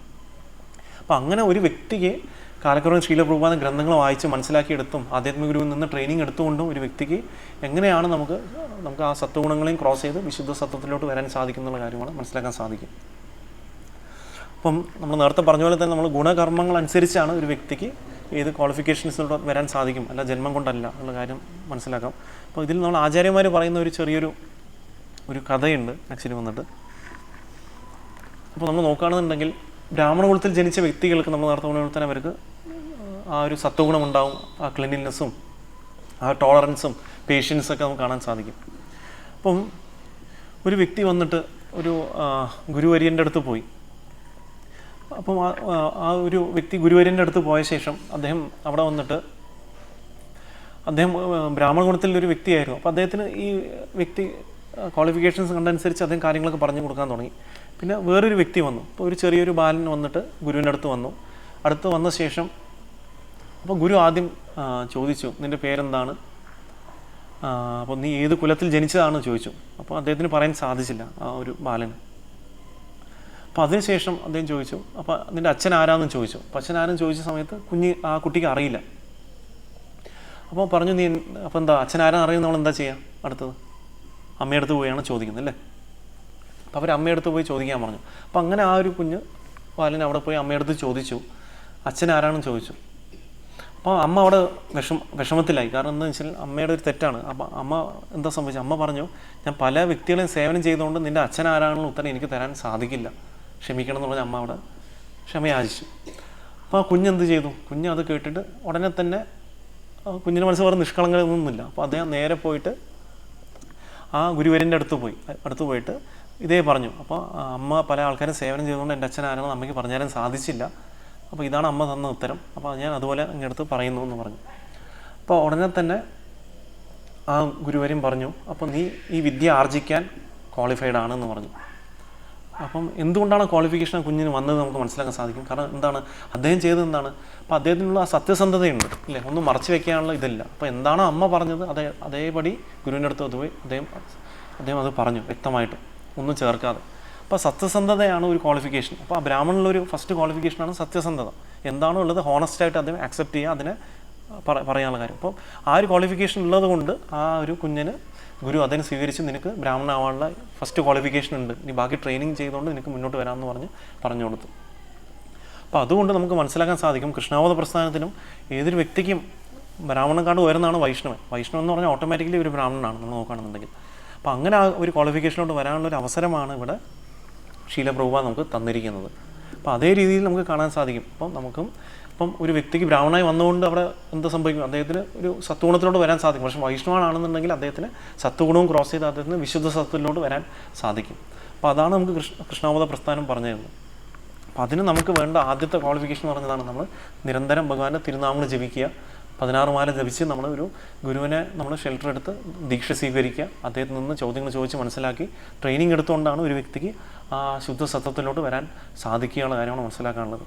അപ്പോൾ അതിനുള്ളൊരു ട്രെയിനിങ് ആണ് നമുക്ക് കൃഷ്ണാവത പ്രസ്ഥാനം തരുന്നത്.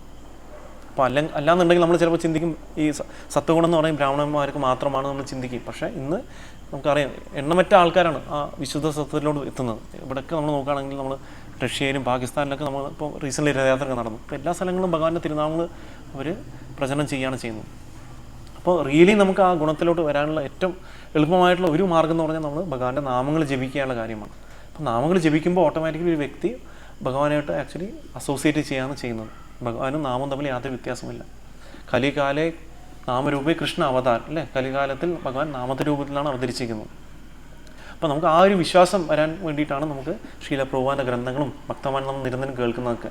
നമുക്ക് ചിലപ്പോൾ നാമജപം എന്ന് പറയുന്നത് വളരെ സിമ്പിളായിട്ട് കിട്ടുന്ന, നമ്മൾ ജസ്റ്റ് ഒരു 100 രൂപ കൊടുത്ത് നമുക്കൊരു ജപമാല വാങ്ങാം, ജസ്റ്റ് നാമം ജപിക്കാമെന്ന് ചിന്തിക്കുമ്പോൾ നമ്മൾ ചിന്തിക്കും ഇതിലെന്താണ് ഇത്ര വലിയ കാര്യമുള്ളത് നമ്മൾ ചിന്തിക്കാം. പക്ഷേ നമ്മൾ മനസ്സിലാക്കാം, പക്ഷേ നമ്മുടെ ഈ ഒരു നാമജപം അല്ലെങ്കിൽ ഈ മാല എന്ന് പറയുന്നതാണ് നമ്മൾ ആക്ച്വലി ഒരു വിസയും പാസ്പോർട്ട് പോലെയാണ്. നമ്മൾ ലോകത്തിൽ പോകാനുള്ളൊരു ഇതാണ് നമുക്ക് തരുന്നത്.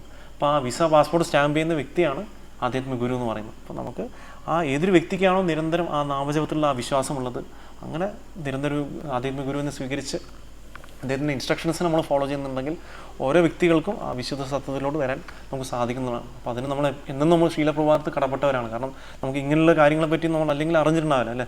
നമ്മൾ മാക്സിമം ഭഗവത്ഗീതയെ പറ്റി അറിയായിരിക്കും, ഭഗവത്ഗീതയെ പറ്റി ചിലപ്പോൾ 1-2 ശ്ലോകങ്ങൾ നമുക്ക് അറിയായിരിക്കും. പക്ഷേ എന്താണ് ഭഗവത്ഗീത എന്നും അതിനെങ്ങനെ പ്രാക്ടിക്കലായിട്ട് അപ്ലൈ ചെയ്യണമെന്ന് നമുക്കുള്ള കാര്യം നമുക്ക് പ്രഭുപാദ് പറഞ്ഞു തരാം അല്ലേ. കാരണം നമുക്ക് ജ്ഞാനമുണ്ട്, വിജ്ഞാനമുണ്ട്. അപ്പോൾ ഞാനെന്ന് പറയുന്നത് നമ്മൾ വായിച്ചെടുക്കുമ്പോൾ നമുക്ക് ഒരുപാട് കാര്യങ്ങൾ മനസ്സിലാക്കാൻ സാധിക്കും. പക്ഷേ വിജ്ഞാനം എന്ന് പറയുന്നത് അതിൻ്റെ റിയലൈസ്ഡ് ആയിട്ടുള്ള നോളജാണ്. അപ്പോൾ ആ റിയലൈസേഷൻ വരണമെന്നുണ്ടെങ്കിൽ നമ്മൾ എളിമത്തത്തോടെ ഭഗവാനെ സേവനം ചെയ്യും, ഭഗവാനെയും ഗുരുവര്യന്മാരെയും ഭക്തന്മാരെ സേവനം ചെയ്യുമ്പോഴാണ് ഈ ഒരു ജ്ഞാനെന്ന് പറയുന്നത് നമുക്ക് വിജ്ഞാനമായിട്ട് മാറുന്നത്. അപ്പോൾ അതിന് നമ്മൾ നിരന്തരം നമ്മൾ കേൾക്കുക. ഏറ്റവും ഫസ്റ്റ് പ്രോസസ്സ് എന്ന് പറഞ്ഞാൽ നമ്മളെന്താണ് ശ്രവണം, കേൾക്കുകയുള്ള കാര്യമാണ്. അപ്പോൾ അത് കേൾക്കുക, ഭഗവാന്റെ നാമങ്ങൾ ജപിക്കുക, ബാക്കിയുള്ളവർക്ക് ഇതിനെപ്പറ്റി പറഞ്ഞു കൊടുക്കാനുള്ള ഡ്യൂട്ടിയോട് നമുക്കുണ്ട്. അപ്പോൾ അങ്ങനെ ചെയ്യുന്ന ഓരോ വ്യക്തികൾക്കും വിശുദ്ധ സത്വത്തിലോട്ട് വരാൻ സാധിക്കും. അപ്പം നമുക്ക് ഈ ശ്ലോകത്തിൽ നമുക്ക് സത്വഗുണത്തിനെ പറ്റിയാണ് പറഞ്ഞിരിക്കുന്നത്. എന്നാലും നമുക്ക് ഇവിടെ മനസ്സിലാക്കാൻ സാധിക്കും. പക്ഷേ ഈ സത്വഗുണത്തിൽ നിന്നും ഉയർന്നു വരാനാണ് നമ്മുടെ കൃഷ്ണാവത പ്രസ്ഥാനം നമുക്ക് പറഞ്ഞു തരുന്നത്. കാരണം അത് ഭഗവാൻ ഇവിടെ പറഞ്ഞു വരും. കാരണം സത്വഗുണം നമ്മളെ ബന്ധിക്കുകയാണ് ചെയ്യുന്നത്. നമ്മൾ വിശുദ്ധ സത്വത്തിലോട്ട് വന്നാൽ മാത്രമാണ് ഒരു വ്യക്തിക്ക് യഥാർത്ഥമായിട്ടും ആ ഒരു ട്രാൻസ്ജെൻഡറൽ പ്ലാറ്റ്ഫോമിലോട്ട് വരാൻ സാധിക്കുക. അപ്പോൾ അതിൽ നമുക്ക് എന്താ ചെയ്യുക, നമുക്ക് പല യോഗങ്ങൾ കാണുന്ന സമയത്ത് നമുക്ക് വലിയ യജ്ഞങ്ങളോ അല്ലെങ്കിൽ വലിയ മെഡിറ്റേഷനൊന്നും ചെയ്യേണ്ട ആവശ്യമില്ല. അപ്പോൾ ഏതൊരു വ്യക്തിക്കും അദ്ദേഹത്തിന് അവബോധം കൃഷ്ണാവത്തിലോട്ട് കൊണ്ടുവന്നാൽ മാത്രം മതി. നമ്മൾ അവബോധം കൃഷ്ണാവത്തിലോട്ട് കൊണ്ടുവരികയാണെങ്കിൽ ഓരോ വ്യക്തികൾക്കും ആ ഒരു പൂർണ്ണമായിട്ടുള്ള ശുദ്ധസത്വത്തിലോട്ട് വരാൻ സാധിക്കും എന്നുള്ള കാര്യമാണ് മനസ്സിലാക്കാൻ സാധിക്കും. ഇതാണ് ഈ ക്ലാസ്സിലൂടെ പറയാനുള്ളത്. ആർക്കെങ്കിലും എന്തെങ്കിലും സംശയങ്ങളുണ്ടെങ്കിൽ ചോദിക്കുക. ഹരേ കൃഷ്ണ.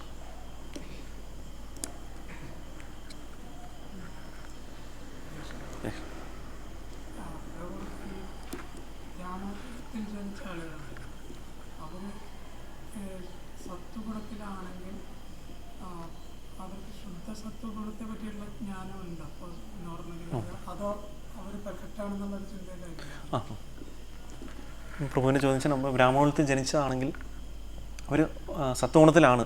അപ്പോൾ അവർ ശുദ്ധസത്വത്തിനെ പറ്റിയുള്ള അറിവുണ്ടോയെന്നാണ് പ്രഭു ചോദിക്കുന്നത് അല്ലേ പ്രഭു.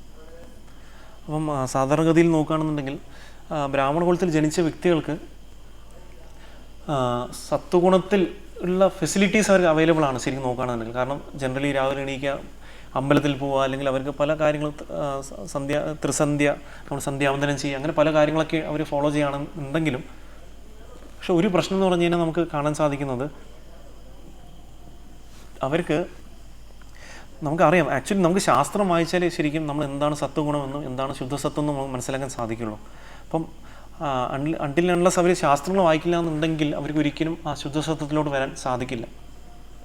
അപ്പം നമുക്ക് ചിലപ്പം പാരമ്പര്യം വെച്ച് നമുക്ക് സത്വഗുണത്തിലൊക്കെ അവർ വന്നിരിക്കുകയായിരിക്കും. പക്ഷേ നമുക്കറിയാം നമ്മൾ ഇന്നത്തെ കാലങ്ങളിൽ നമ്മൾ നോക്കുകയാണെന്നുണ്ടെങ്കിൽ നമ്മുടെ സിറ്റി ലൈഫിലുള്ളത് കൊണ്ട് കാലക്രമേണ അവർ സത്വഗുണത്തിലാണെങ്കിലും പക്ഷേ അവരെപ്പോഴും രജഗുണത്തിലും തമോഗുണത്തിൻ്റെ ഉള്ളിലായിരിക്കും അവരുണ്ടാവുക.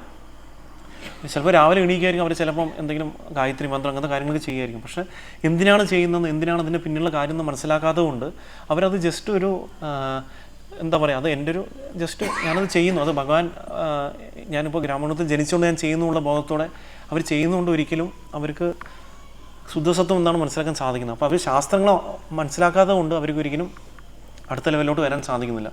അപ്പോൾ സത്വഗുണത്തിലാണെങ്കിൽ കൂടി പലപ്പോഴും മേ ബി അവരൊരു ഫാമിലി ട്രഡീഷനായിട്ട് അവർ ചെയ്തുകൊണ്ടിരിക്കുകയായിരിക്കും. ജസ്റ്റ് നമ്മൾ നോക്കുകയാണെങ്കിൽ ഒരുപാട് മന്ത്രങ്ങൾ ഉച്ചരിക്കുകയായിരിക്കും. അപ്പോൾ അങ്ങനെ കുറച്ച് കാര്യങ്ങൾ അല്ലെങ്കിൽ കുറച്ച് നല്ല കാര്യങ്ങളൊക്കെ ചെയ്യുന്നതായിരിക്കും, വെജിറ്റേറിയൻ ആയിരിക്കും, ഇങ്ങനത്തെ കാര്യങ്ങളൊക്കെ ഉണ്ടായിരിക്കും. പക്ഷേ അങ്ങനെ ആണെങ്കിൽ കൂടി കാലക്രമേണ നമ്മൾ കാണുന്ന ഒരു കാര്യമാണ് അവർക്കെല്ലാം അറിയാമെന്നുള്ളൊരു അഹങ്കാരം അവരുടെ ഉള്ളിൽ പ്രകടമാകുന്നതാണ്. പലപ്പോഴും നമ്മൾ അങ്ങനത്തെ വ്യക്തിയെടുത്ത് നമ്മൾ സംസാരിക്കുമ്പോഴും അവർ പറയുമില്ല എനിക്ക് ഈ മന്ത്രങ്ങൾ അറിയാം, അല്ലെങ്കിൽ എനിക്ക് ഇതിൻ്റെ ഒന്നും ആവശ്യമില്ല, ഞാൻ ബ്രാഹ്മണകുലത്തിൽ ജനിച്ച വ്യക്തിയാണ്. അപ്പോൾ അങ്ങനത്തെ അഹങ്കാരം കാരണം അവർ പൊതുവെ എന്താ സംഭവിക്കുക, അവർ സത്വഗുണത്തിലും അല്ലെങ്കിൽ രജഗുണത്തിലേക്ക് പോയിക്കൊണ്ടിരിക്കുകയാണ് ചെയ്യുന്നത്. അപ്പോൾ നമുക്ക് ആ എളിമത്വം എന്ന ക്വാളിറ്റി വന്നില്ല എന്നുണ്ടെങ്കിൽ ഒരിക്കലും ഒരു വ്യക്തിക്ക് ശാസ്ത്രങ്ങളെ അക്സെപ്റ്റ് ചെയ്യാനോ അല്ലെങ്കിൽ അതിൽ നിന്നും മുന്നോട്ടുള്ള ചോദ്യങ്ങൾ മനസ്സിലാക്കാനോ സാധ്യമല്ല. അപ്പോൾ അതുകൊണ്ട് ഏതൊരു വ്യക്തി ബ്രാഹ്മണത്തിൽ ജനിച്ചാലും അദ്ദേഹത്തിൻ്റെ ജീവിതത്തിൽ ലക്ഷ്യം എന്താണെന്ന്, ഞാൻ ആരാണെന്ന്, ഭഗവാൻ ആരാണെന്ന് ചോദ്യങ്ങൾ അദ്ദേഹം ചോദിച്ചില്ല എന്നുണ്ടെങ്കിൽ അദ്ദേഹം ഓട്ടോമാറ്റിക്കലി ആ സത്വഗുണത്തിലോ അല്ലെങ്കിൽ രജഗുണത്തിലോ ബൈൻഡഡ് ആവും ആക്ച്വലി വന്നിട്ട്. അപ്പോൾ അതിനാണ് നമുക്ക് ശരിക്കും നമ്മൾ ബ്രാഹ്മണത്തിൽ ജനിച്ചാലും എന്താണ് ബ്രാഹ്മണൻ എന്ന് മനസ്സിലാക്കാൻ വേണ്ടിയിട്ടുള്ളൊരു അവസരമാണ് നമ്മൾ ഇസ്കോൺ നമുക്ക് തരുന്നത്. അപ്പം അതുകൊണ്ട് അവർ അങ്ങനൊരു പ്രസ്ഥാനത്തിന് മനസ്സിലാക്കി അതിലോട്ട് വരികയാണെങ്കിൽ അവർക്ക് മുന്നേറാൻ സാധിക്കും, ആ വിശ്വസത്വം എന്താണെന്ന് മനസ്സിലാക്കാൻ സാധിക്കും. അപ്പോൾ നമ്മൾ എത്രയോ ബ്രാഹ്മണകുലം ഉണ്ടെങ്കിലും വളരെ കുറച്ച് വ്യക്തികൾ മാത്രമാണ് ആക്ച്വലി ബ്രാഹ്മണകുലത്തിൽ ജോലി ചെയ്യുന്നത്. നമ്മൾ നോക്കുകയാണെങ്കിൽ ഒരു കാര്യം നോക്കുകയാണ്, അപ്പം എത്ര വ്യക്തികളുണ്ടെങ്കിലും അവർ ചിലപ്പം പൂജാരിയായിട്ടൊക്കെ പ്രവർത്തിക്കുന്ന വ്യക്തികൾ വളരെ കുറവാണ്. ഇന്ന് നമുക്ക് കാണുന്ന പല ബ്രാഹ്മണന്മാരെ വ്യക്തികളും നമ്മൾ സോഫ്റ്റ്വെയർ എഞ്ചിനീയറായിട്ട് അല്ലെങ്കിൽ പുറത്തൊക്കെയാണ് അവർ ജോലി ചെയ്യുന്നത്. അപ്പോൾ അങ്ങനെ പോകുന്ന സമയത്ത് നമ്മൾ കാലക്രമേണ നമ്മൾ പ്രിൻസിപ്പിൾസ് കൂടെ അവർ മറന്നു പോവാണ്. ഈവൻ വെജിറ്റേറിയൻ ആണെന്നുള്ള കാര്യങ്ങൾ കൂടി ചിലപ്പം അവർ ഫോളോ ചെയ്യാറില്ല. കാരണം എന്താണ്, നമ്മൾ ആ സംഘം അങ്ങനെയാണല്ലേ, നമ്മൾ ഏത് വ്യക്തികളോട് സത്സംഗം ചെയ്യുന്നതനുസരിച്ചാണ് നമ്മുടെ അവബോധം വരുന്നത്. കാരണം അവർക്ക് ബേസിക് ആയിട്ടുള്ള പ്രിൻസിപ്പിൾസോ അല്ലെങ്കിൽ ശാസ്ത്രത്തിൽ ഡീപ്പായിട്ടുള്ള നോളജ് ഇല്ലാത്തതുകൊണ്ടാണ് അവർ ആ പ്രിൻസിപ്പിൾസിനെ അവർ കോംപ്രമൈസ് ചെയ്യുന്നത്. അപ്പോൾ അല്ലെങ്കിൽ അത് ജസ്റ്റ് ഒരു എന്താണ്, എൻ്റെ അച്ഛൻ പറഞ്ഞുകൊണ്ട് ഞാൻ ഫോളോ ചെയ്യുന്നു, അപ്പോൾ ഞാൻ കുറച്ച് നാൾ കഴിയുമ്പോൾ വേറൊരു വ്യക്തി പറയുമ്പോൾ ഞാൻ അതിനെ ഫോളോ ചെയ്യും, ആ ഒരു ഇതിലോട്ട് വരും. അപ്പോൾ നമുക്ക് അങ്ങനെ ഒരു പരിശുദ്ധ ഭക്തിയെ പറ്റി പറഞ്ഞ പ്രസ്ഥാനത്തിലോട്ട് വന്നാൽ മാത്രമാണ് ഒരു വ്യക്തിക്ക് കാലക്രമേണ സത്വഗുണത്തിൽ നിന്ന് വിശ്വസത്വത്തിലോട്ട് വരാൻ സാധിക്കുക.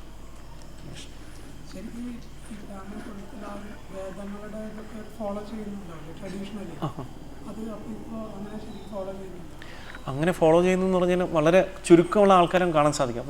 അപ്പോൾ വേദം പഠിച്ച് അതിനെ ഫോളോ ചെയ്യുന്ന ആൾക്കാരെന്ന് പറഞ്ഞാൽ ഇപ്പോൾ എന്ന് പറഞ്ഞാൽ നോർമലി രണ്ട് കാര്യമാണ് സാധാരണയായിട്ട് നമ്മൾ കാണുന്നത്. ഞാൻ ജസ്റ്റ് കാണുന്ന ഒരു കാര്യമാണ്, ഇപ്പം വേദം പഠിപ്പിക്കുന്ന ഒരു വ്യക്തിക്ക് ചിലപ്പോൾ ഒരു വ്യക്തി കല്യാണം കഴിക്കണമെന്നുണ്ടെങ്കിൽ ചിലപ്പോൾ പെണ്ണ് കൊടുക്കാൻ ആളുണ്ടാവില്ല. അപ്പോൾ അങ്ങനെയാണ് ചിലപ്പോൾ ആൾക്കാർ ചിന്തിക്കുന്നത് പലപ്പോഴും. കാരണം ഇന്ന് ഒരു വ്യക്തിയെ നോക്കുന്നത് അവരെ പ്രൊഫഷൻ അനുസരിച്ചാണ് അല്ലേ. ഇപ്പോൾ ആ വ്യക്തിക്ക് എത്ര വരുമാനമുണ്ട് അല്ലെങ്കിൽ അതൊക്കെ നോക്കിയിട്ടാണ് ആൾക്കാർ ചെയ്യുന്നത്. അപ്പോൾ അതുകൊണ്ട് അച്ഛനമ്മമാരനെ പലപ്പോഴും വേദം പഠിക്കാൻ വിട്ടാൽ തന്നെ അവർ ചിലപ്പോൾ ഒരു 1-2 വർഷം വേദം പഠിച്ചിട്ട് പിന്നെ അവർ വീണ്ടും ഈ ഭൗതികമായിട്ടുള്ള എഡ്യൂക്കേഷനാണ് അവർ ഫോളോ ചെയ്യുന്നത്. അപ്പോൾ അവർ ചെയ്യുന്നത് അല്ലെങ്കിൽ അവർ ജസ്റ്റ് പോകുന്നുണ്ടാവും. അതും എന്താണ് അവർ ചെയ്യുന്നതും അത് നോക്കുകയാണെന്നുണ്ടെങ്കിൽ അവരത് പോയിട്ട് ഒരു കർമ്മം എന്ന രീതിയിൽ അതെന്താ ചെയ്യുക, ആ വേദം പറഞ്ഞു കൊടുത്ത് അന്ന് പൈസ വാങ്ങാനുള്ള രീതിയിലൊക്കെയാണ് അവർ ചെയ്യുന്നത്. അപ്പോൾ നമുക്ക് ചില സ്ഥലങ്ങളൊക്കെ കാണാൻ സാധിക്കും. അപ്പോൾ നമ്മൾ ചില അഗ്രഹാരങ്ങളൊക്കെ പോയി കഴിഞ്ഞാൽ ചിലപ്പോൾ വേദം പഠിപ്പിക്കുന്ന പാഠശാലകളൊക്കെ ഉണ്ട്. പക്ഷെ എന്നാലും അവർ പഠിക്കുകയാണെങ്കിൽ കൂടി അവരൊരിക്കലും ഇതിൻ്റെ ഡീറ്റെയിൽ ആയിട്ട് എന്താണ് ഭഗവത്ഗീത എന്ന ശ്രീമദ് ഭാഗവതം എന്ന് മനസ്സിലാക്കുന്നത്. അവർ വേദങ്ങൾ മന്ത്രങ്ങൾ മാത്രം ഉച്ചരിക്കുകയാണ് ചെയ്യുന്നത്. അപ്പോൾ അങ്ങനെ ആ മന്ത്രോച്ചാരണങ്ങളിലും പിന്നെ അതിൻ്റെ ആ റൂൾസ് ആൻഡ് റെഗുലേഷൻസ് ഫോളോ ചെയ്യാനുള്ള കാര്യങ്ങൾ മാത്രമാണ് അവർ ഫോക്കസ് ചെയ്യുന്നത്. അല്ലാതെ അതിൽ നിന്ന് ഭഗവാന്റെ ഭക്തിയിലോട്ട് വരാനുള്ള കാര്യങ്ങളോ അല്ലെങ്കിൽ അതിന് ഉയർന്നതായിട്ടുള്ള ഞാൻ എന്തിനാണ് ചെയ്യുന്നുള്ള ചോദ്യങ്ങളൂടെ മനസ്സിലാക്കുന്നില്ല. അപ്പോൾ പലപ്പോഴും അത് ഉപജീവന മാർഗമായിട്ട് കൊണ്ട് അവർ ചെയ്യുന്നത് കൊണ്ട് പലപ്പോഴും അവർക്ക് മുന്നോട്ട് വരാൻ സാധിക്കില്ല. കാരണം ആരും അങ്ങനെ ഫുള്ളി ഡെഡിക്കേറ്റഡ് ആയിട്ട് ആ ഒരു ഫുൾ ലൈഫിനോട്ട് ഇത് ചെയ്യുന്നില്ല. അങ്ങനെ ഉണ്ടെങ്കിലും ചിലപ്പോൾ പലപ്പോഴും അവർ മായാവത സിദ്ധാന്തം ഫോളോ ചെയ്യുന്ന ആ ഒരു ഇതിലോട്ട് അവർ പോവുകയും ചെയ്യുന്നത്. അപ്പോൾ അങ്ങനെ നമുക്ക് കാണുന്ന വളരെ കുറച്ച് എണ്ണാൻ പറ്റുന്ന കുറച്ച് ആൾക്കാരാണ് അങ്ങനെയുള്ളത്. അല്ലെങ്കിൽ അവർ ഫാമിലി ട്രഡീഷനായിട്ട് ഭഗവാനെ ആരാധിക്കുന്ന കൂട്ടത്തിലായിരിക്കണം. അങ്ങനെയൊക്കെ ചെയ്യുന്ന എണ്ണം വളരെ കുറച്ച് ആൾക്കാരെ നമുക്ക് കാണാൻ സാധിക്കും. ഇപ്പോൾ ശ്രീ സമ്പ്രദായത്തിലൊക്കെ പോയാൽ ചിലപ്പോൾ അങ്ങനെ കാണാൻ സാധിക്കും, ഒരു വിഷ്ണുവിനെ ആരാധിക്കുന്നതും അങ്ങനെയൊക്കെ കാണാൻ സാധിക്കും. പക്ഷേ ഇന്നിപ്പോൾ നമുക്ക് അങ്ങനെയുള്ള ഒരു ഇത് കുറഞ്ഞു വരികയാണ് ചെയ്യുന്നത്. പക്ഷേ അതുകൊണ്ടാണ് നമുക്ക് പ്രചരണത്തിൻ്റെ ആവശ്യം. അപ്പോൾ നമ്മൾ നോക്കുകയാണെന്നുണ്ടെങ്കിൽ ബ്രാഹ്മണത്തിൽ ജനിച്ച വ്യക്തികൾ തന്നെ ഭഗവാനെ മറന്നിരിക്കുകയാണ്.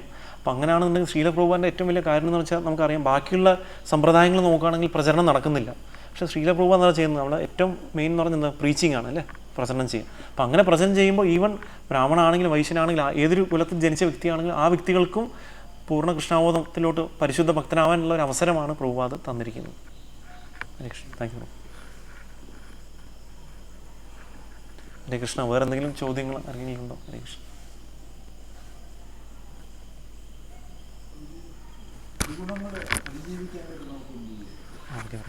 മൂന്ന് ഗുണങ്ങൾ എങ്ങനെ അതിജീവിക്കാമെന്നാണ് പ്രഭു ചോദിച്ചിട്ടുള്ളത്.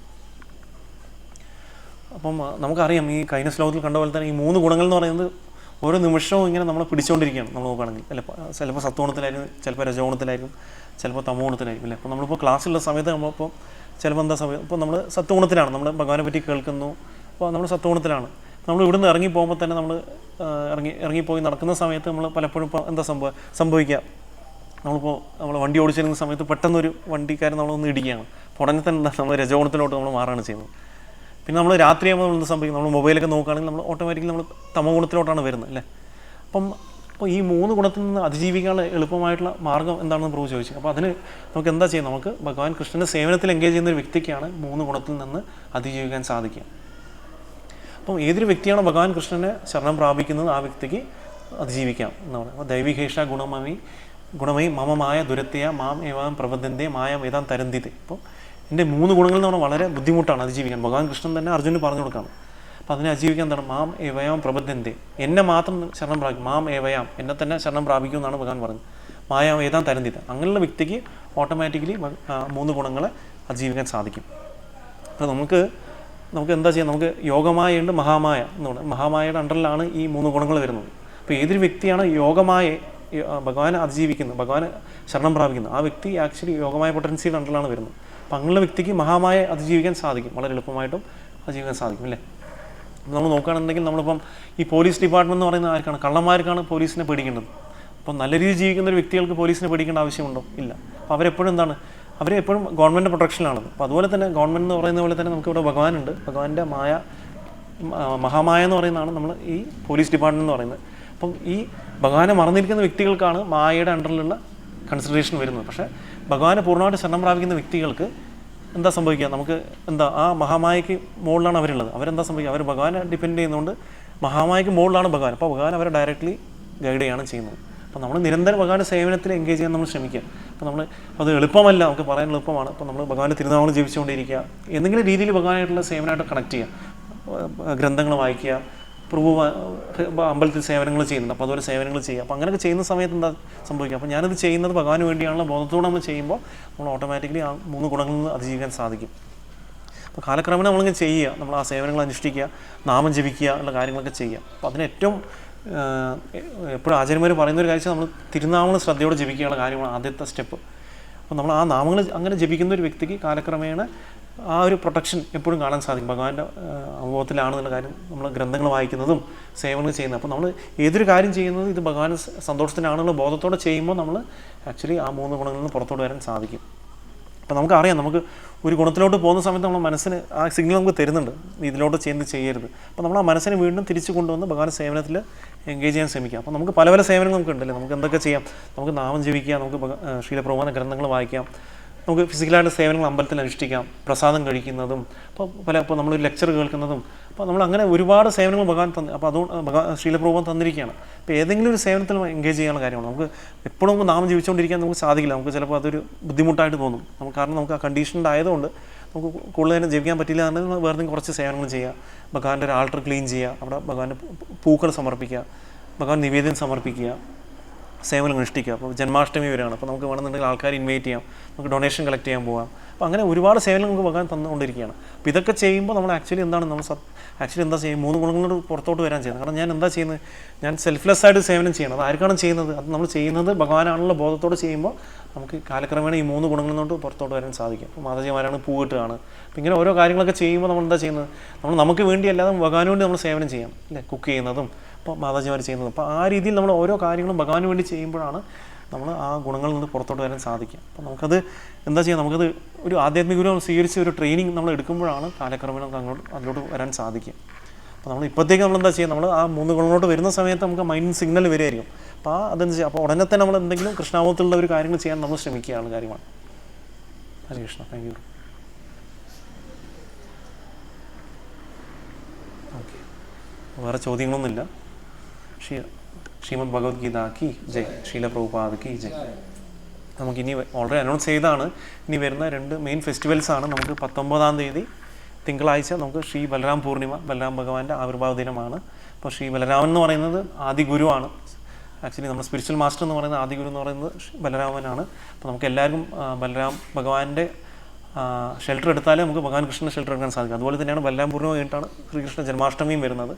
അപ്പോൾ ബലരാം പൂർണിമ 19-ാം തീയതിയാണ്, തിങ്കളാഴ്ചയാണ്. അന്ന് വൈകുന്നേരം നമുക്ക് പ്രോഗ്രാം ഉണ്ട്. അപ്പോൾ എല്ലാവരും വന്ന് പങ്കെടുക്കും. ഇപ്പോൾ തന്നെ എല്ലാവരും ആ ഒരു ഡേറ്റ് മാർക്ക് ചെയ്ത് വെക്കുക. 19-ാം തീയതി തിങ്കളാഴ്ച വൈകിട്ട് നമുക്ക് 5 മണി മുതൽ 8:30 വരെ പ്രോഗ്രാം ഉണ്ടാവും. നമുക്ക് അഭിഷേകവും നമുക്ക് കീർത്തനവും പിന്നെ നമുക്ക് ശ്രീ കൃഷ്ണബലരാമന്മാരാണ് നമുക്ക് മെയിൻ പ്രതിഷ്ഠയായിട്ട് അമ്പലത്തിലുള്ളത്. അപ്പോൾ എല്ലാ ഭക്തന്മാരും വന്ന് പങ്കെടുക്കുക ഈ ഫെസ്റ്റിവൽസിന്. 19-ാം തീയതി ബലരാം പൂർണിമ, പിന്നെ നമുക്ക് 26-നാണ് മെയിനായിട്ടുള്ള ജന്മാഷ്ടമി, പിന്നെ 24 വൈകുന്നേരം മുതലേ പ്രോഗ്രാംസ് ഉണ്ട്. അപ്പോൾ നമുക്ക് നോട്ടീസൊക്കെ കഴിഞ്ഞ ആഴ്ച നമുക്ക് തന്നായിരുന്നു എല്ലാവർക്കും. അപ്പോൾ എല്ലാവരും ഈ പ്രോഗ്രാംസിൽ ഒന്ന് സന്നദ്ധമായി പങ്കെടുക്കുക. നിങ്ങളുടെ കൂടെയുള്ള റിലേറ്റീവ്സിനെ ഫ്രണ്ട്സിനെ എല്ലാവരും പങ്കെടുപ്പിക്കുക. എല്ലാവരും ഓരോരോ പുതിയ ആൾക്കാരെ കൂടി കൊണ്ടുവരാൻ ശ്രമിക്കുക. നമ്മൾ എത്രത്തോളം പുതിയ ആൾക്കാരെ കൊണ്ടുവരുന്നു അത്രത്തോളം ഭഗവാനും പ്ലീസ്ഡ് ആവും. അതുപോലെ നമുക്കും ഭഗവാന്റെ കൂടുതൽ കാരുണ്യങ്ങൾ കിട്ടാനുള്ള അവസരങ്ങളുണ്ട്. പിന്നെ പല പല സേവനങ്ങളുണ്ട്. നിങ്ങൾക്ക് ടെമ്പിൾ ആയിട്ട് നമ്മൾ അസോസിയേറ്റ് ആണെങ്കിൽ നമ്മളടുത്ത് ചോദിക്കുകയാണെന്നുണ്ടെങ്കിൽ സേവനത്തിലെ അവസരങ്ങൾ നമുക്ക് പറഞ്ഞുതരാം. ഹരേ കൃഷ്ണ. നമുക്ക് പ്രസാദം നമുക്ക് കുക്ക് ചെയ്ത് തന്നിരിക്കുന്നത് ഹെർഗ്രേസ് വിലാസിനി കൃഷ്ണപ്രിയ മാതാജിയാണ്.